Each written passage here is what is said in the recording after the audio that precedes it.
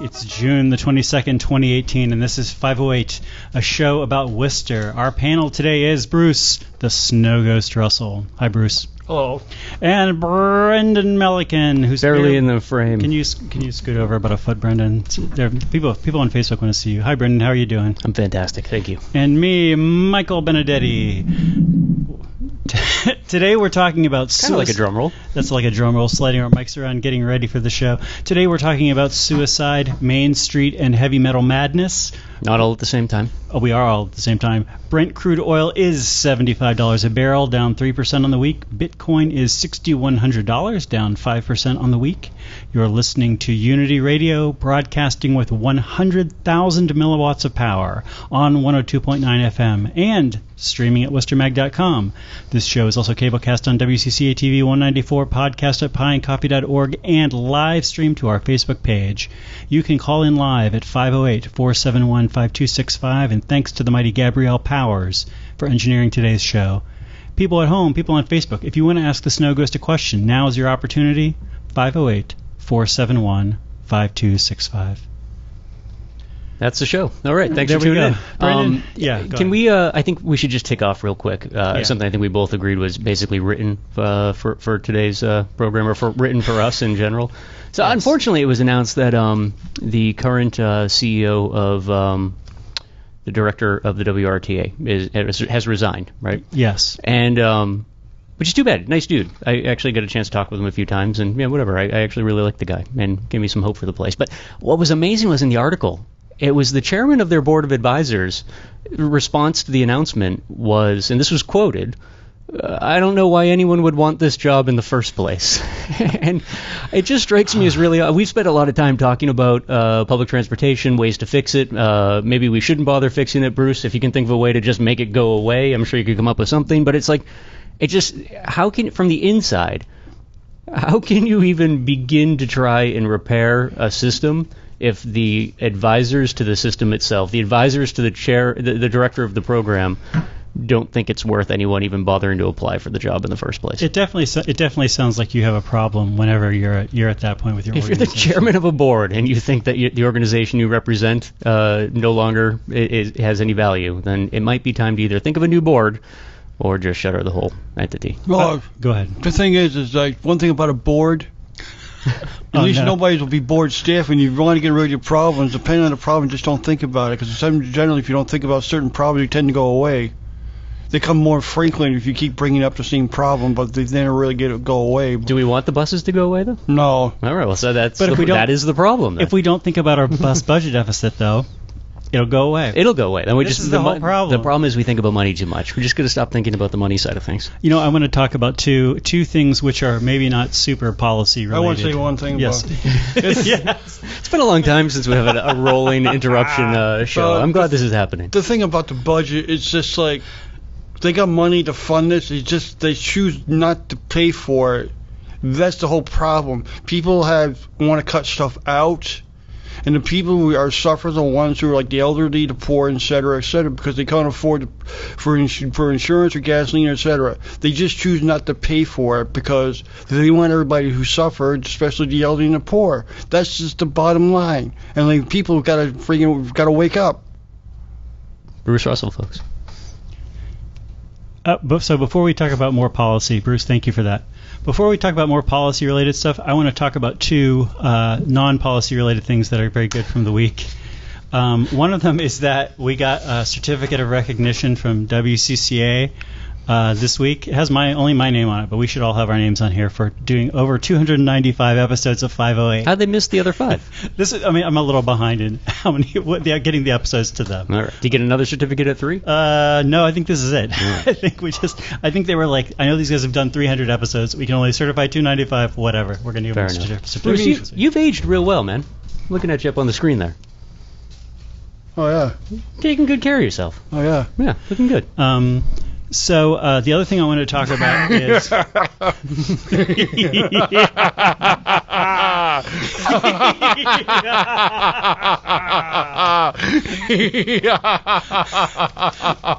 You sure you don't want to stick around for the next hour?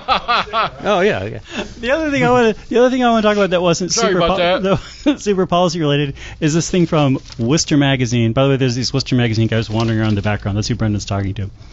This is their profile this week is of Janelle Wheeler, Fulbright scholar. She is going to be teaching English at a high school outside Lyon in a priority education zone where there are a lot of refugees and immigrants in the school. Janelle is somebody who I've known since she was a little girl. I'm so thrilled by this. This is great. She's a cool person. Good job. I feel like this is the first of many profiles and many awards that Janelle's going to get. I read that as well. The interesting story from beginning to end, but it's as a relatively stupid person. Yeah. I feel like I know a lot of Fulbright scholars. Maybe there's just a lot of them. Is it just, around Worcester? Is it? Yeah, I don't know. Is that weird? I feel like there's a lot of Fulbright scholars in my universe. There are a lot of Fulbright scholars. Okay. I mean, not that many, but you know.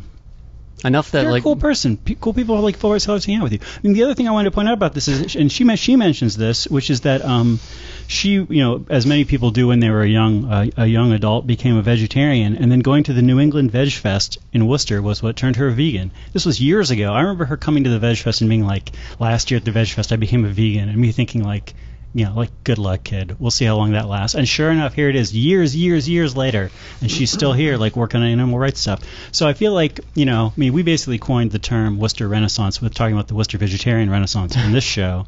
And I feel like this is to me, this is a good example of how good things that we do can ripple in the world. Starting an organization like Veg Worcester. Clearly, this young woman is a Fulbright scholar because someone gave her a vegan cookie at Veg Fest 10 years ago. I'm not saying that. I'm just saying among other things. Well, here's the thing about vegan. I mean, somebody actually became a vegan. I mean, well, how vegan were they? How were they really that vegan to actually go from vegetarian to vegan?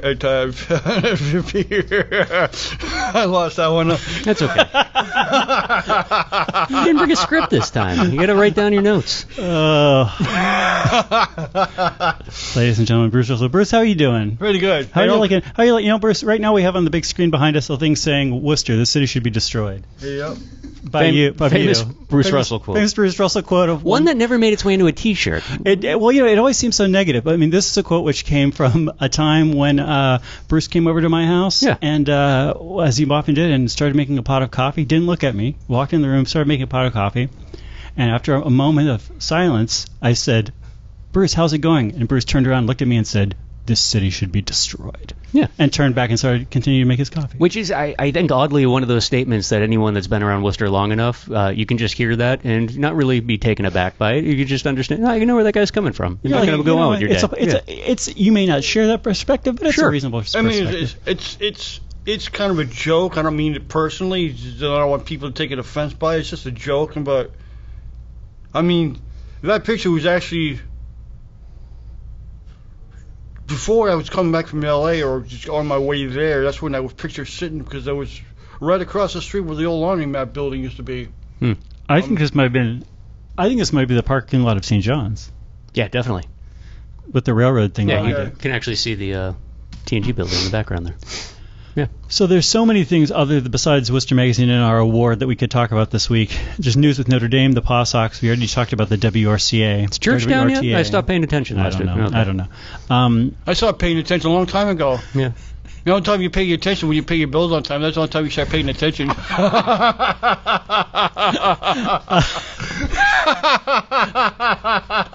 And I'm just gonna have a shot of Brendan's confused expression this entire show. Just a close up of That's your fine. expression. It's not really confused. It's just I'm thinking. Distressed. I'm thinking of the people at home only listening on radio. Like Gary Rosen is tuned in right now, or in his car in his driveway, just listening to the radio because whatever, he's by himself because he's never seen a Star Wars film. So obviously nobody's hanging out with him, and he's listening. He's trying to figure out why Count Chocula is in the is in the studio house. here. Yeah. Well. Did you say Count Chocula? Yeah. Do you have a joke for that? Cereal. You remember the cereal, Count Chocula? Yeah. It was delicious. One thing about Count Chocula is why so much chocolate have some chocolate. Chuck went up for the chocolate. Brett, just as we were trying to get our feet under us on how to do a radio show format, We're doing to fine. throw another barrel of chaos into the mix. Might somebody let the bears loose? I'm not even gonna respond to that one. I gotta keep this on focused. I feel like sort of the two big things to talk about this week are Main Street redevelopment. Are you raising your hand? Oh, Tim, Bruce is signaling to me the time because I'm not paying attention. Main Street and suicide. I feel like suicide is really the flip side of the Worcester Renaissance. The Worcester Renaissance is about how great the city's getting. These suicide statistics are about just how likely is Worcester to drive you to kill yourself. Can we agree, or maybe just agree to disagree, that the word Renaissance is like the contemporary version of the word moist? That, like, if you hear that word and you're not somewhat disgusted by it, that it's just you're doing something wrong. If you were raised poorly, your parents should feel bad about themselves. I love it. I think about it like, word. I think about it like Wormtown. I feel like everybody who uses it, I can only think about somebody using it with a touch of irony. Yeah, I guess so. I just think of just like what Worcester needs. I feel like somebody walking around with a giant turkey leg, and while people in weird costumes are dancing around. Like a Ren Fair, if only it were. Well, we're gonna have a brief commercial message, but this is 508 Worcester's Libertarian Voice. We'll be back in a few minutes with more. You guys know Bruce Russell? You do now. You do now. Josh, Phil from Worcester Magazine.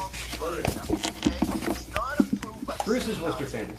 You should know Bruce Russell. And now that you've met him, you will see him everywhere you go. Yeah. Bruce used to have the most award-winning show on cable access in Worcester for a couple of years. Yeah. Snow Ghost Bruce Russell. Yeah. It was a great show. I'm glad you liked a little bit of humor. Yeah, well, a little bit. I always say you got to show him the nightmare. You got to give him the nightmare.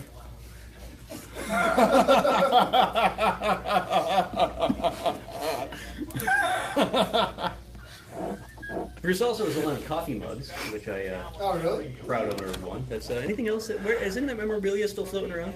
The guitar picks that say "That's Snow Ghost." Yeah. Those are still out there. Yeah. I see them in the shows from time to time. Hey, if you ever get mugged by a coffee mug, that wasn't my fault. You got hit by one before, but now never mugged How many more minutes, too. Gabrielle, do we want to do here? Gabrielle, how many more minutes? About 30 seconds. About 30 seconds. Okay. You want to do a countdown? What? You want to do a countdown? Countdown. We're at 24 now. 23, Wait. 22, 21, 20, 19, 18, 17, 16, 15, 14, Were you a 13, West Side guy? What part of the city were you 12, from? 11, I'm a West Side guy now. 10, You are now. Okay. 9, Well, 8, the West Side, man. 7, 6, 5, 4, 3, 2, 1, 0. Live from our studio in a basement down an alley in downtown Worcester, this is 508 with Bruce Russell and Brendan Malikan. How can you forget either of them? Two of Worcester's great satanic madmen. How are you guys doing? Fantastic. Let's talk about suicide. Speaking of metal, let's talk about suicide. This was a big story a couple of weeks ago, and because of its nature, I think it remains a big story, which is that suicide rates in this country, Brendan, have been going up for a while now. They have been for a while, but I think it's Massachusetts. Our DPH seems to be kind of finally catching on to that as our increase. Although the state's rate of suicide is still primarily lower than the majority of the country. What was it? 40% was what our overall rate of suicide went up over the last decade. Yes, 35.3%. Very good. Yeah, I mean we're still the 48th. We're still the 48th most suicide-y state. So I think that New York, New Jersey, and D.C., if I'm remembering correctly, they all have a lower suicide rate than us. States that have a high suicide rate would include like your Montanas, your Alaskas. Yeah, Massachusetts is pretty low as far as national suicide rate goes. Worcester is somewhat more than the average, more than the state average. So the way that they count this, the way that they measure this is by the number of per 100,000 people, the number of people who kill themselves every year. And in the state, the number is about 9, and in Worcester, the number is a little over 11. And we should point out, as every article about this issue does, which is that one of the risk factors for committing suicide is reading about or hearing about suicide. So by people listening to the show are now slightly statistically more likely to kill themselves than before the show. I mean, the alternative is just to not talk about it at all. But I think suicide is also getting impacted by somebody feeling depressed. Yes. I think a lot of it's to do with drugs and alcohol, and a lot of it to do with people take medicine, because ultimately this is why people take medicines for Self-medicating. Yeah. Yeah, we're all self-medicating in some capacity. Sometimes they get that from the doctor too, because sometimes the doctor gives them that, and sometimes they OD on the stuff. But one of the more interesting things about just looking at raw data around suicide, and again, it holds nationally as well as it seems here in Massachusetts, is that the biggest upticks among demographics are so middle-class white males is where you see the most growth, and then right behind that, oddly enough, it's not oddly enough, you're seeing a lot of white adolescent males. I think the age range was somewhere between 10 and 12 was one of the largest bubbles where there's a significant increase in the rate of suicide. But the one common factor along growth lines for almost every demographic is that it seems to be something that's affecting the middle class more and more. Which I find kind of interesting as a parallel to conversations around opioid addiction, because that was the one kind of underlying theme nationally, is that the biggest bump in our most recent wave of opioid abuse has been amongst the middle class, mostly suburban middle class, and it seems to be one of the things that's not discussed very well. Got a kind of a weird background theory that what we're kind of watching is just the overall decline of the middle class in America, and a lot of the unfortunate desperation that goes along with that. It is, yeah. I think it's Bruce, you gotta get close to the mic. I just think that sometimes you can feel depressed no matter where you live. I mean, you don't have to be so much in one state or city. You can feel depressed no matter where you are. It doesn't matter where you are. I mean, just my feeling. It's like you can be depressed no matter where you are. And you've been a few places. Yeah, I just said majority. Why does it have to be narrowed down to one place or one city? I mean, you can feel that way anywhere you are. It doesn't mean... Oh, sure, but I think the point is when you break things down by demographics, what you start to see is, especially when it comes to things like addiction and suicide, what have you, there are a couple of trend lines that tend to fall along historically poverty levels. But more when you dig a little deeper, what you tend to find is people that are experiencing a decline in their own net worth. And when you get back out a little bit, when you start looking at demographics, you start seeing that what was always viewed as like an idyllic, solid middle class, as kind of things have been chipped away in terms of earning potential, security, both financial and employment, that a lot of the things that historically have been labeled as poor people problems and unfortunately summarily dismissed as a result seem to be not so much creeping but racing headlong into the American middle class in a really interesting sort of way. Do you think that suicide has a lot to do with poverty? I think it has to do with desperation. Yeah. And poverty oftentimes is a component of that. Because a lot of people live in poverty. A lot of people do. Yeah. Generally, that's from drugs and alcohol, right? No, I wouldn't say that. There's a lot of factors that go. All right, so I'm just saying, but. Yeah. I mean, it's just like him and I volunteered the mustard scene. It's like a lot of it down there, but I don't think anybody down there is going to kill themselves. I mean, I hope they don't.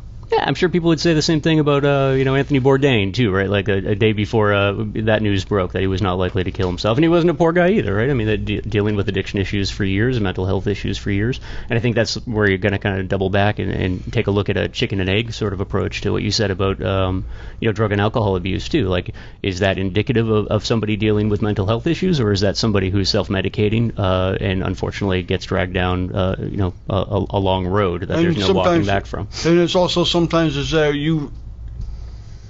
when you become having substance abuse, sometimes you have too much of it, you don't know when to stop. Because you think, well, if I keep doing this, what's worse is going to happen? I'm going to forget everything. On one hand, yes, but the other hand, no. I mean, I drank for like, I don't know, 9 months or something like that, and I thought I was doing myself a favor, and it really wasn't. I was just trying to forget everything that was going on in my life at that particular time. Sure. What did it really, honestly, what did it do for me? Absolutely nothing. Mhm. And going to the Perry Ford Clinic in L.A. and say, hey, gee, I have an alcohol problem. They didn't solve me nothing. They just told me I had an alcohol addiction because I couldn't stop. Mhm. That's why you have an addiction, because you cannot stop. Somebody has to get you to that point to pick up where you stick it in your arm. I mean, it's just like sympathetic if you want, whatever you want to say. I don't know if that makes any sense to you guys. It makes total sense to me. I want to ask you both,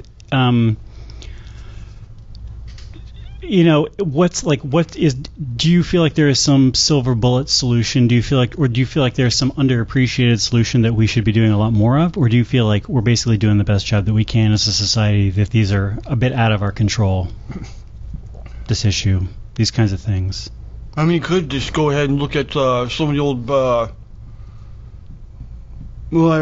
of the old abandoned buildings around and try to like give people a better place to live in particular, being in a shelter or something like that, because there's plenty of like abandoned buildings that can be used for something.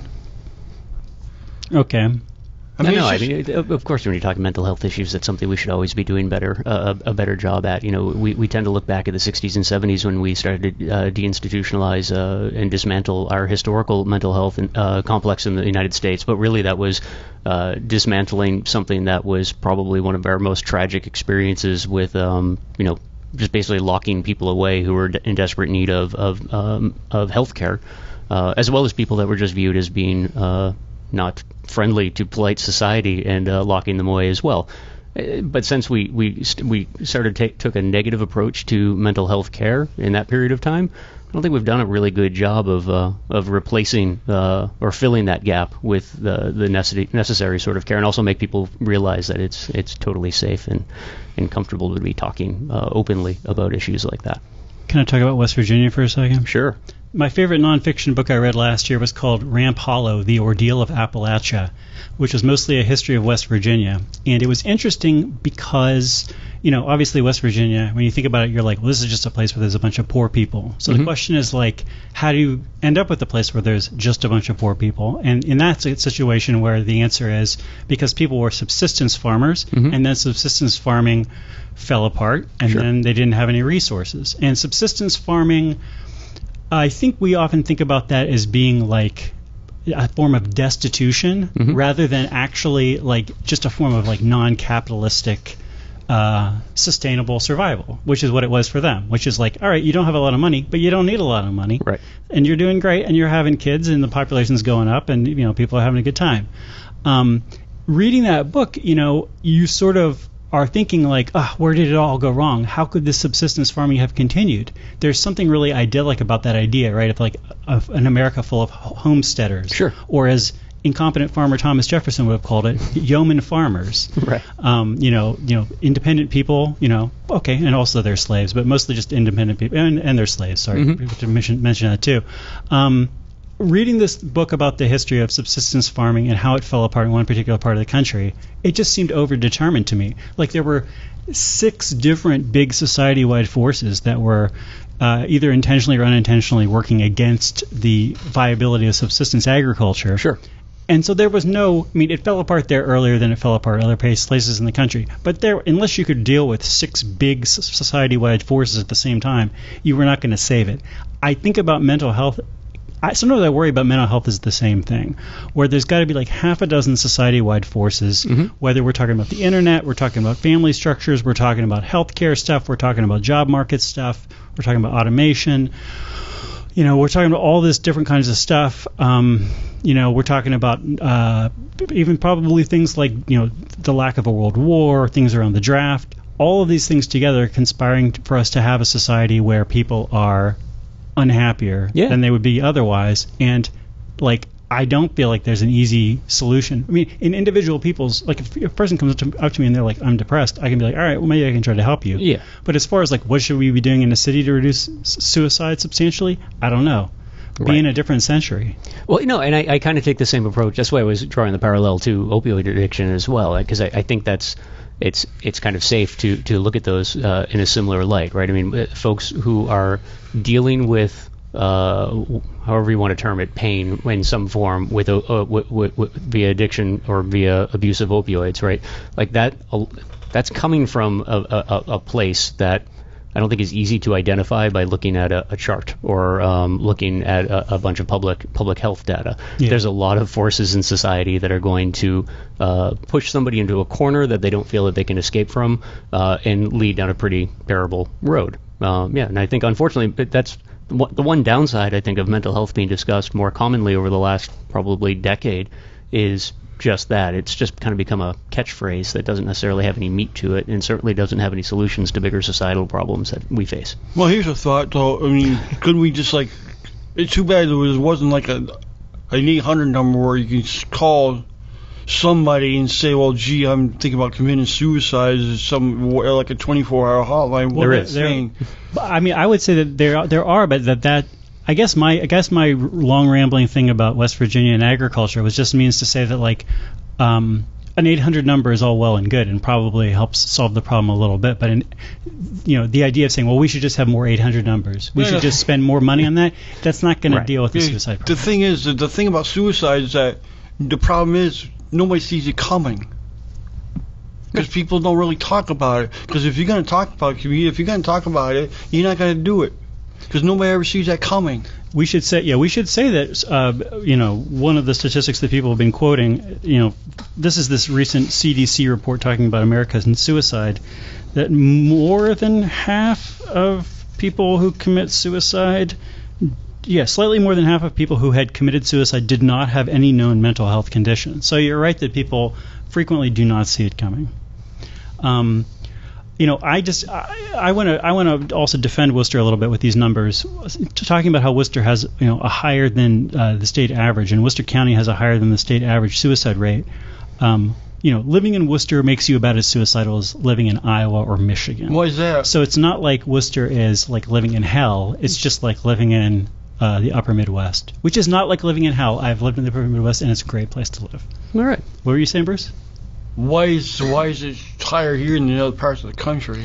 Or in the state, I should say. It's really right. I mean, it's lower here than in most parts of the country. It's probably higher here than in other parts of the state. I mean, I would guess that Worcester is a city which has more poverty, more of all these different problems that we associate. There's more drugs and stuff like that on the street, right? More drugs and more of everything else. Oh, right. And obviously, these are great problems. Would be great problems to deal with. Like solving the poverty problem feels like solving the subsistence agriculture problem or solving the depression problem. Do we need to go to a break? Well, here's a question for you, yes, Brandon. All right. By the way, I want to say the number one reason I wanted to have you back on is because you always call Brandon. Thanks for doing that. Well, there's somebody who's going to commit suicide, just abuse have a lot to do with that. Or how persons grow up, because that make a person want to do that sort of thing? I'm not an expert on the subject. We'll get to that answer after these messages. This is 508, Worcester's week-by-week good faith survey of evidence. We'll be back in a moment with more. Just curious. All right. You want to tap Bill in? No. So go ahead and we can continue the conversation. Yeah, I have no idea. I don't know. I would go talk to the folks at 8 East up at UMass on that front. I've got nothing to offer there. I was curious. Yeah, I know, but I honestly don't know. Well, I don't know either, so that's why I was asking. We can agree to not know together. All right. Like I always say, I don't know nothing. The only thing I know is not the biz or rough. That's beside the point.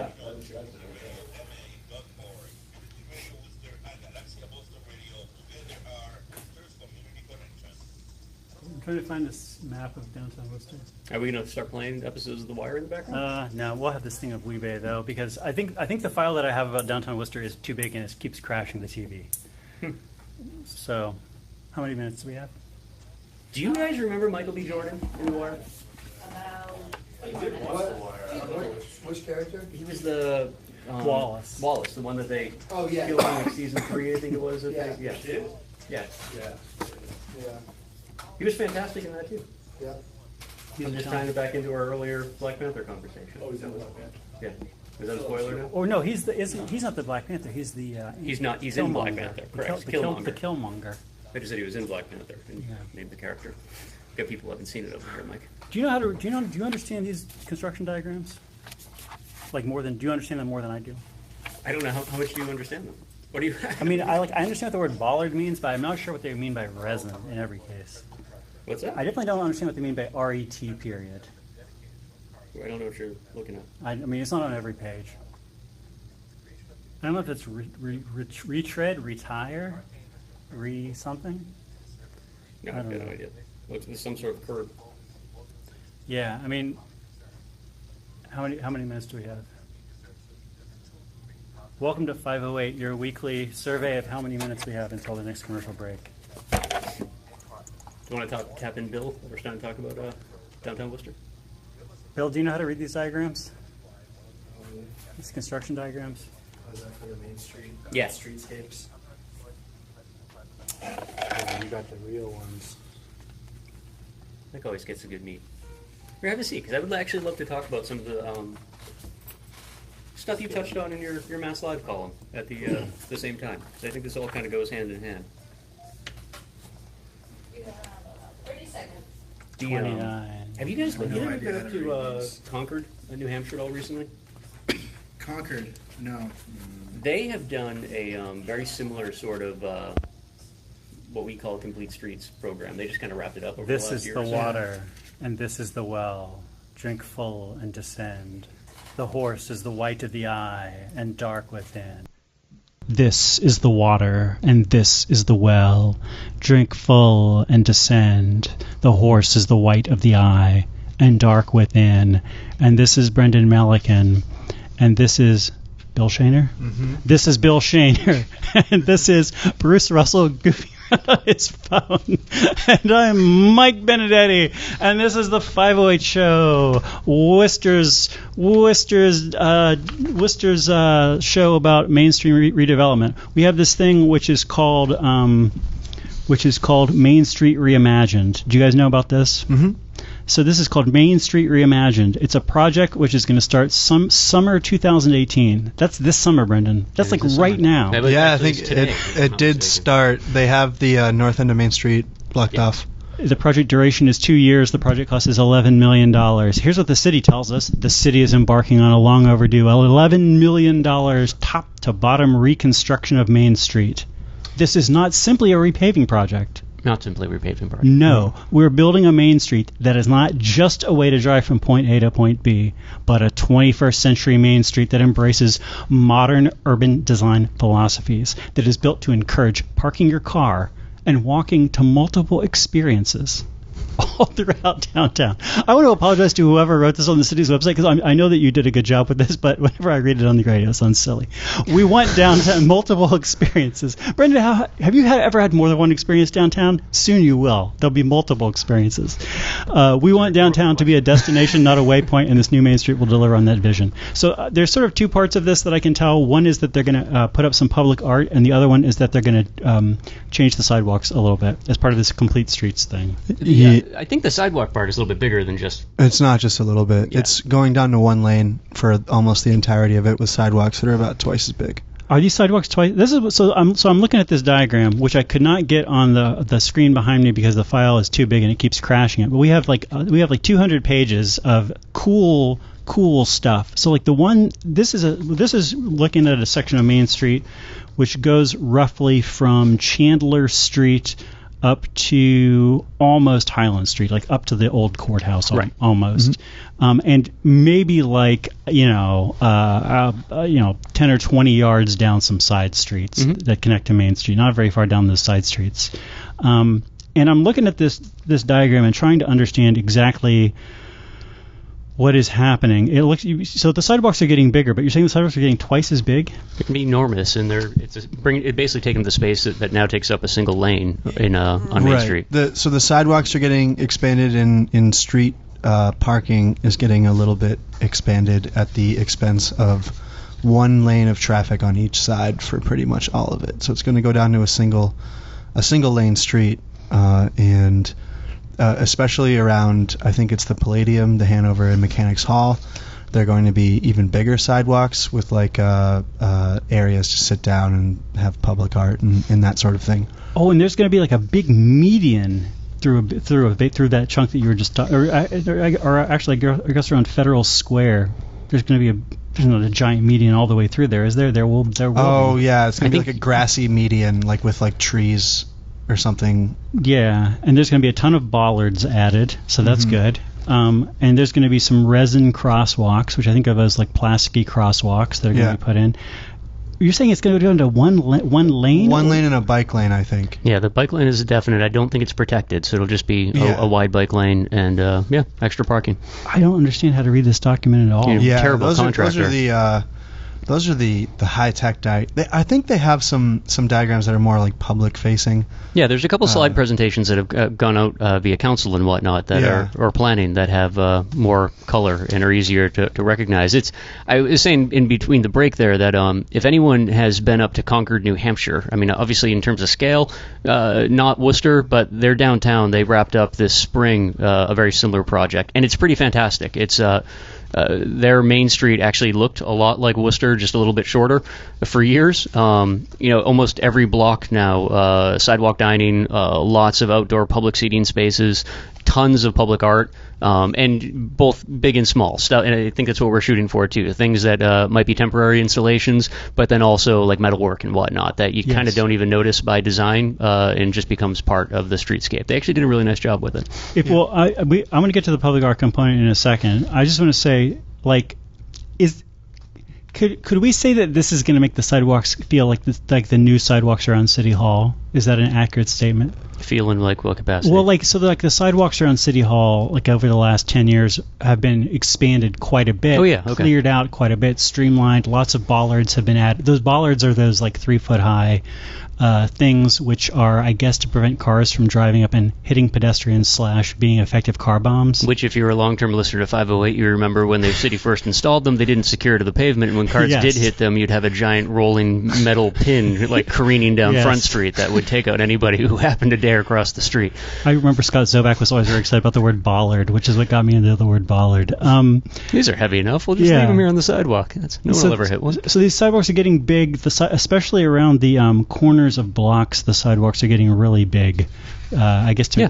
crossing the street easier. But it's also, we've got a lot of restaurants and stuff downtown. Shrewsbury Street went through this too, that, outdoor dining is just kind of like what's expected at this point in time. And it's depending on who's reading code. A lot of city sidewalks don't meet ADA compliance in terms of the width necessary to actually allow any sort of outdoor dining. By adding that extension, now you're giving more than enough room for people to walk, hopefully in greater numbers, but also better make use of the sidewalks as public spaces. Yeah, I would say that once it's done, it's a good thing. It's going to take a long time, and I think that's going to make people pretty grumpy for the duration of it. Yeah. And then, of course, there's going to be your requisite townies that just hate that it goes down to one lane each way. I feel like this is going to be one of these things that people on the city council and people in public are going to be like, why was this sprung on us? Why were we never told? Why was there no public input? Why was there no whatever? And we've been talking about it for years, though, haven't we? Yeah, It's nothing new. I just want to There's make a time I would have been one of those people. Let's be honest. It flew under the radar. I will say that it was never the big story in Worcester, and it seems like the Whose fault is that, Mr. Professional Journalist? And I would like to definitely mine personally. just say for the benefit of Gary Rosen, if you're listening, so when you decide to ask the question at council, how much would the city save if we didn't spend the money on redoing Main Street? The answer is $11 million. Just like the answer for the library is still $8 million. But yes. Bruce, do you know who Gary Rosen is? What? Yes. Bruce, yeah, I mean, you definitely don't have to be on this part of the show if you don't want to. I know that you're not super excited about sidewalk repair. There is a public art and streetscape element design proposal part of this. How many minutes do we have? The show ended a half hour ago, Mike. 4 minutes. They're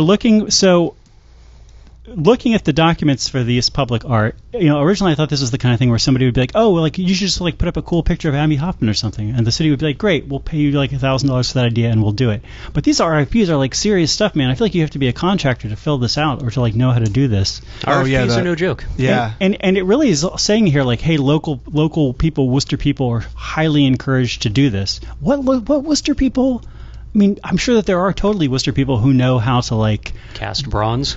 and do the paperwork like a professional contractor would for doing a bronze casted piece of art. But I don't know these Worcester artists. I want to meet them. Or these Worcester contractors / artists. I want to meet them, but I don't know who they are.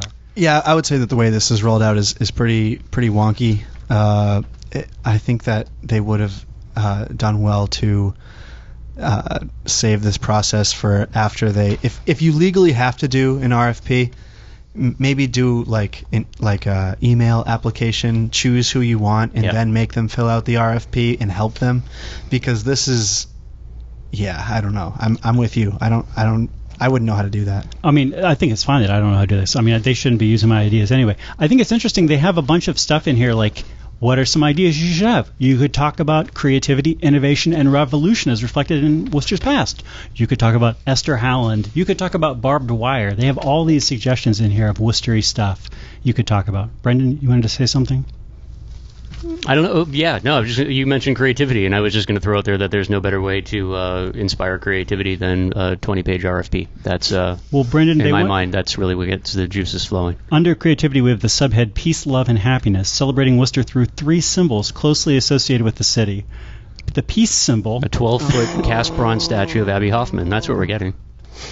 Yes, the heart and the smiley face. These are all strongly. The heart and the smiley face both are strongly associated with Worcester. I always feel like Worcester doesn't. I mean, Worcester does a lot with these, but Worcester needs to play this up way more. That we have like there's like manhole covers. That's basic actually keyboard symbols. For anyone out there who actually knows how to weld, I'm looking at you guys up at Technocopia. Like, you need to fill out this RFP and just start tack welding hearts and smiley faces onto manhole covers and get those replaced as installations all throughout downtown. Plus, people will see these people who are against peace will see these peace manholes, and they'll like pee on them and stuff. It'll make Worcester a popular destination for these angry people. It'll be totally good. We'll balance things out. It'll be interesting. I'm getting too happy lately. We'll get a lot of publicity. Mm-hmm. So they want to have 5 different kinds of things that you could put up that we're going to have public art of in the new downtown, this new one lane Main Street. Artistic screening is element 1. Number 2 is light installation. Number 3 is activity nodes, benches, and bicycle racks. The thing didn't print out properly, so you're laughing at activity nodes. That's what I'm going to look at. Activity nodes are 6 prominent locations that present opportunities to showcase public art. So I guess that these are just like cool places where there's going to be other stuff is what they mean by activity nodes. These might be Federal Street, Chatham Street, Harrington Corner, Maple Street, Mechanics Hall, and George Street. Bill, can you ever see yourself in the future saying to your buddies, hey, you heading down to the node tonight? Hey, we're going to go node it up. Yeah. Yeah, what? I still don't know what an activity node is. It's a place. An activity node. These are just like areas where there's going to be. It's a designated area where you're allowed to congregate with other young people, and we're going to have like a security camera right above it so we can watch you all the time. But it's I would say, this is an area where there's going to be a little bit of extra space, and where there just really feels like there should be something. For example, one of them is going to be at George Street, and they're saying, you know what, you should have a bike-related thing, a Major Taylor-related thing that we could put up at George Street. That's 508 a great bike idea. life. That's a great idea. Yeah, there you go. There you go. Federal Street, creativity, or the subject of the artist's choosing. Chatham Street, creativity, innovation, or the subject of the artist's choosing. Harrington Corner, Esther Howland's Valentine's Shop, the heart of the Commonwealth. They mentioned Abby Hoffman in here, which I think is pretty bold. Yeah. I don't know that. Speaking of suicide and mental illness, I don't know if we want Abby Hoffman. People never bring up Abby Hoffman in Worcester, but people who I know all the time. Oh, people who I know bring him up all of the time. But it's not enough. That's the thing. It's like Worcester, soon to be a major motion picture should be something that every Worcester public school student reads before they leave 6th grade. Right. Yeah, that's your history of Worcester that you need before you actually get out of your little elementary school and move off to middle school. We should talk about Abby Hoffman and Wormtown. Both of these we should talk about more on this show. I can't believe that recently, the anniversary of Wormtown, there being this controversy over the use of this word. We should just use it continually, every day, all day long. People need to get over it. Just ask LB permission. Are we ready to get out of here? We're done. All right. This is 508 Worcester's Libertarian Voice. We'll be back in a moment with Bruce Russell and more Worcester. Do you want to talk about something in the last segment?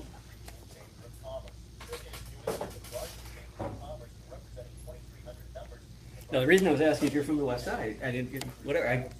I'm starting to feel like we need to get some manufacturer conflict between hot dog Annie's and Coney Island. I feel like it's too easy for people to shit on hot dog Annie's. I still love hot. I love George Coney Island. I don't love see hot that dogs, out in the Wachusett region. I don't see that out in the Wachusett region. Yeah. They'll say hot dog Annie's every day. Of course. But I said I grew up in town. I grew up like on the far, like deep west side, so like right on the Paxton line. That's where we rode our bikes. Like, just where you went when you're bored in the afternoon. How did the Coney Island versus Table Talk Hot dogs thing won. shake out? Of course Was the sense that this was I think a the great sense success, ultimately or- was that Che's hot dog costume actually looked like a hot dog, where although the weird pie costume that showed up last minute didn't look like a hot dog at all, it looked like something obscene, and for whatever reason people were not willing to just call these people out on their totally phoned in pie costume. I don't want to get into this negativity on this Voting show. worked out. You know? This is Unity Radio. Solid costume. This is Unity Radio. I'm just saying, do people feel like that this promotional effort was like a successful one, or was this just like an interesting experiment? I am a firm believer that manufactured conflict is the best way to draw attention to anything in a healthy way. As long as all parties are involved, like it's something that's absolutely necessary to have people To have engaged in constantly. Totally. Yeah. Whoever the two people are watching us on Facebook, we keep talking about Gary Rosen on this, and we haven't really gotten it going, but we're totally going to get this Fred Allen, Jack Benny thing happening with Gary Rosen. We're going to meet him next week and figure it out. It's going to be great. It's going But to no, be I great. think it's totally important. I even think that's something that needs to happen in journalism as well too. There's a certain degree of editorial review that I think can only happen amongst journalists to call each other out, and that's something that I think the city has. No. I mean, I look. Yeah, and I know, but I do think it's something that like has kind of been forgotten for years. That used to be like a big part of the role of Worcester Magazine. Was that sort of like, that level of editorial. Right. Oh, absolutely. And I think part of that is that it's become so small, there isn't the animosity between journalists that maybe there once was. Yeah, that line between just like being critical and just beating somebody up. Like, it's like, Glad you can I'm the only one here. Yeah. We should talk about Notre Dame and the Paw Sox in the last section. I would love to talk a little bit about Bill's piece with in Wilmette. Do you like mini pig, piranha, or tarantulas for the last segment? Mini pigs, All right. Mini pigs? which are a total lie. See, these guys never listen to These guys never listen to our It's okay. show. You know, That's mini okay. pigs are just a lie. They used to sell mini pigs back in the day. It's like a thing. They're just mini pigs. Bruce Russell. He's sleeping, dude. Not me. He's in his happy place. I love doing this show so much. Episode 301, Brendan. It's like a new era of the show. Our guests are all goofing around on their phones the whole time. Old boss, It's same as just the so new boss. fun. It's so fun. New boss, same Are as we the boss. coming back into a thing here? Are we ready? Even though Gabrielle does not know what we're saying. 5, 4, 3, 2,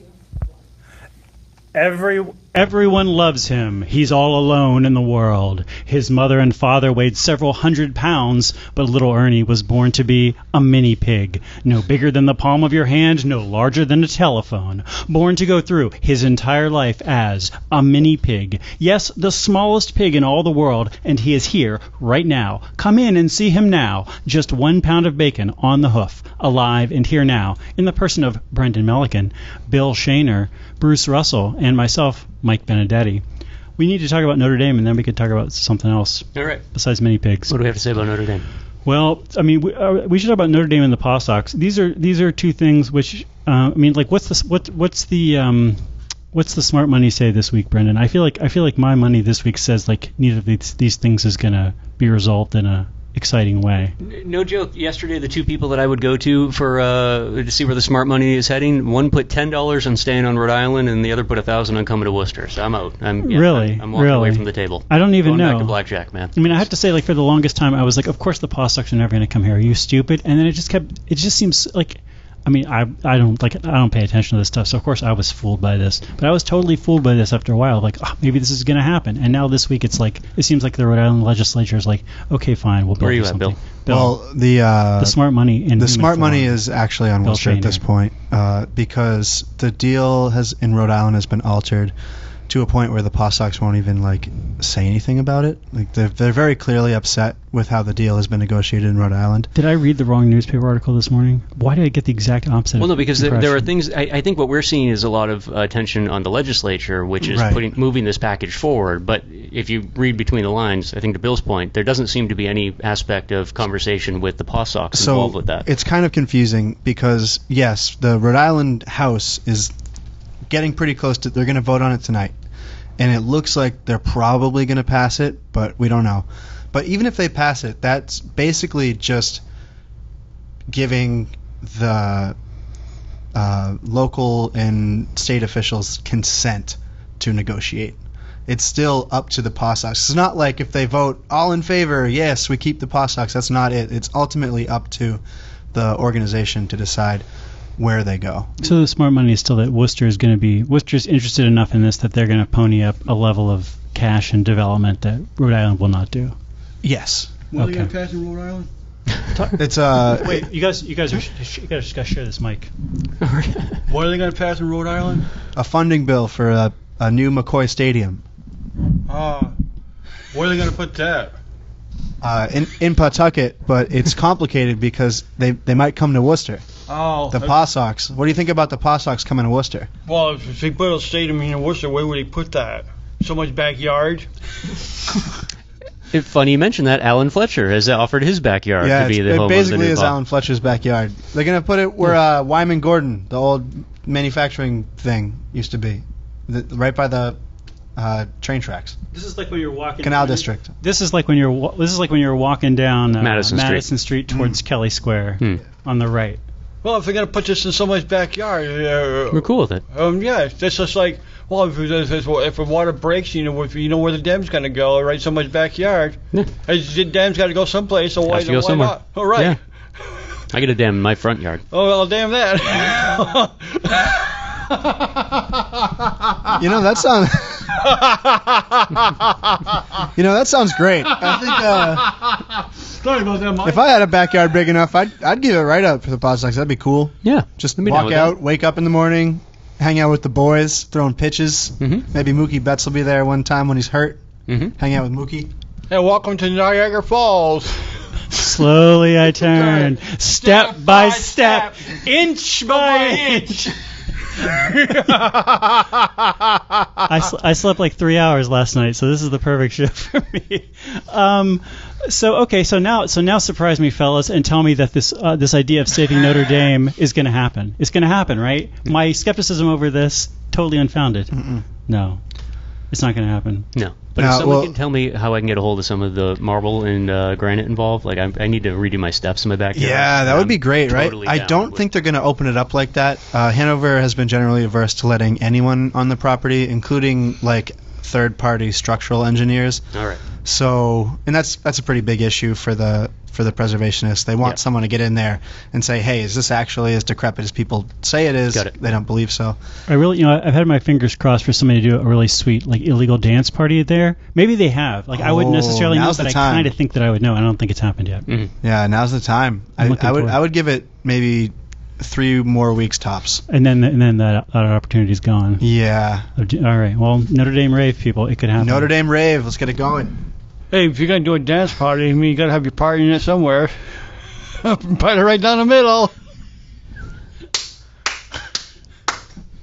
It's my life, Bill. Truer words have never been spoken on air here at Unity Radio. If you got to have a dance party, you got to have it somewhere. All right. I miss this. I want to tell people at home if they miss this, they should go on YouTube and watch old episodes of the Snow Ghost Community Show of me and Bruce doing this for hour after hour. Hour after hour, never ending. back before the Obama administration. Helped out a lot of people with insomnia back in the day. Oh man. How much time we got left over there? We got like about 5 minutes. 5 left. minutes? I would love it. Yeah, go ahead. Bill, if you got a minute, I would love to talk Sure. a little bit. You had a piece that ran in Wisteria this week that was kind of like in response to a piece Mass Live wrote. Okay, you guys. I just want to register my objection to us talking about this right up front. With that said, go ahead. I won't interrupt again. But I would love to hear you expand a little, because it's funny. Like I read, I think a lot of us read stuff that Mass Live puts out that oftentimes does read like it's towing the line of being like a press release or whatnot. But I feed into it. I buy it because I've been here so long. I'm like, oh, thank God somebody's just saying something positive for once about the city. But I think you had some really, really valid takes on. Yeah. Yeah. Well, okay. So I would say that you're right. Mass Live does toe that line. Yeah. This one I was upset about just because of the way it was set up, more than the author, any of the people featured, or the bent of it. The way that it was set up was like the stereotype of Worcester is an old crappy city. Mm-hmm. That's the stereotype, but that's also the old Worcester. Meet the new Worcester, and then the new Worcester is a very, very specific group of people, right. A very, very specific demographic, and I think that drawing that line between old and new is disingenuous and kind of is something that the Chamber of Commerce would love for you to do. It's very, very, very good marketing for people in Boston reading that article. Is that? I mean, I'll leave it. But if we acknowledge that, and I don't have any problem with anything you just said, but at the same time, like, is there a problem with new people coming in from other areas? No, absolutely not. Okay. I think that the problem is when that's your economic development strategy is to court exclusively, well-to-do people from larger cities to come in and set up shop in the middle of our city, which is basically the bent of City Square and all the development around it. If that works really well, you could find yourself in the position of like really rampant gentrification happening very quickly, which is, I think, something that we need to be conscious of. It's not a bad thing that people are coming and moving here. That's great. But it's something that we're not thinking about that we should, that this could down the road. So the main street of like 10 years ago is somewhere nowhere wanted to be. And then but the main street of 10 years from now could be somewhere no one can afford to be. And that, I think, is something that we should try to mitigate. Yeah. They're going to cut it down to like a tenth of a lane 10 years from now, so it's going to be a place nobody can be. I want to, now that I've sat through patiently, even though I said I was going to object, I want to give a counterpoint to that perspective. Okay. I totally respect your perspective, but here's my counterpoint, which is that I read that article because on social media the little thumbnail picture is of Helen O'Hara, who I know, and I was like, cool, Helen is profiled on this. Helen's a Worcester person. Yeah. And Helen is no Chris Humphrey, but Helen may one day get to the level of a Chris Humphrey. Definitely somebody, one of the people who makes Worcester what it is. Definitely a part of the foundation of the city. A city founded on the backs of hundreds of thousands of people down through the centuries who've been awesome, in order that we could live an awesome life today. So I say, good job, Helen. Good job. Whatever. You write about some Boston people, you write a bunch of nonsense, whatever. I don't care. I want to see more stuff about Janelle Wheeler, Helen O'Hara, Bruce Russell, obviously, Bill Shaner, these other people, Brendan, these upstanding citizens, taxpayers, I call them. Watching a lot of The Wire this week. Are we ready to get out of here? Well, we're long ready. All right, the last word will be from Bruce Russell. Hey, one thing about the foundation, at least know where did somebody find it? It's good. It sounds like a good find to me. You find something you didn't. I found the find I didn't find. I guess nobody really found it. And we're out. You did this.